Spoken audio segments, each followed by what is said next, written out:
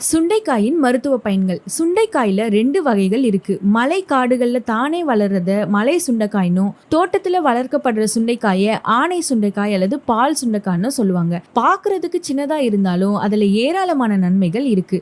சுண்டைக்காயில protein, calcium, iron அதிகமா இருக்கிறதால இதை சாப்பிட்டு வந்தா உடல் வளர்ச்சிக்கு ரொம்பவே உதவியா இருக்கும். நல்லா காய வச்ச சுண்டைக்காய் வத்தல நெய்ல வறுத்து பொடி செஞ்சு சாதத்தோட சேர்த்து பிசைஞ்சு சாப்பிட்டு வந்தா நீரிழிவு நோயினால உண்டாகிற மயக்கம், தலை சுற்றல் போன்றவை எல்லாம் சரியாகும். சுண்டைக்காய் சாப்பிட்டு வரதால மலச்சிக்கல், அஜீரண கோளாறு, வயிற்றுப்புழு, குடற்புண்கள் போன்றவற்றை வெளியேற்றுது. வயிற்றுல கிருமி இருக்கிறவங்க வாரத்துல 2 முறை சுண்டைக்காய் சாப்பிட்டு வர்றது நல்லது. அது மட்டும் இல்லாம சுண்டைக்காயை புளிச்ச மோரோட உப்பு கலந்து காய வச்சு வத்தல் செஞ்சு சாப்பிட்டு வந்தீங்கன்னா நீரிழிவு நோயால வர உடற்சோர்வு, வயிற்று பொறுமல், கை கால் நடுக்கம், மயக்கம் எல்லாமே சரியாக உதவி செய்யுது.